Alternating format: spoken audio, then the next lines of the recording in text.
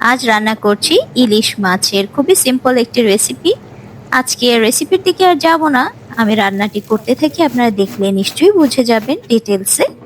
আর এমনি আপনাদের সঙ্গে একটু কিছুক্ষণ গল্প করি।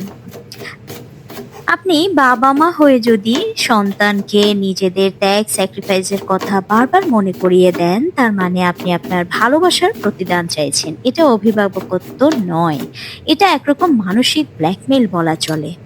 এই জিনিসটা এত খারাপ লাগে, মানে আজকে একটা ঘটনার দরুন ব্যাপারটা সামনে আসলো, আর সেটা নিয়ে ভাবলাম আপনাদের সবার সঙ্গে কিছুক্ষণ একটু কথা বলি। যদি ভুলভাল হয়ে থাকে আপনারা একটু ক্ষমা সুন্দর দৃষ্টিতে দেখবেন এবং আমার ভুলটা ধরিয়েও দিতে পারেন।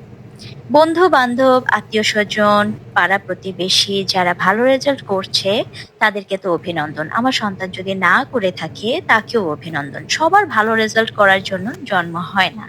একজন মানুষের পড়াশোনায় মন বসে না এমনটা কিন্তু কখনো সম্ভব না। তার হয়তো সেই সাবজেক্টই পছন্দ না, তার প্রতিভা অন্য কিছুতে আছে, সেটা খুঁজে পেলে সে আপনা আপনি সে বিষয়ে পড়াশোনা করতে শুরু করবে, ইন্টারেস্ট পাবে। তখন তাকে পড়তে বসার কথা কিন্তু বলার প্রয়োজন হবে না।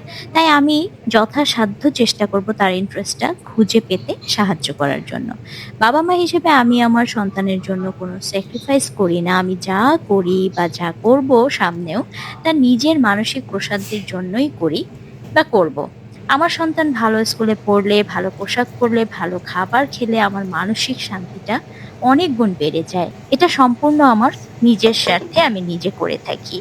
এর বিপরীতে আমি কোনো প্রতিদান চাই না বা চাইবও না। এ ধরনেরই তো হওয়া উচিত আমাদের ব্যাপারগুলো। আমরা কেন জোর করে চাপিয়ে দিতে চাই? কেন বুঝতে চাই না?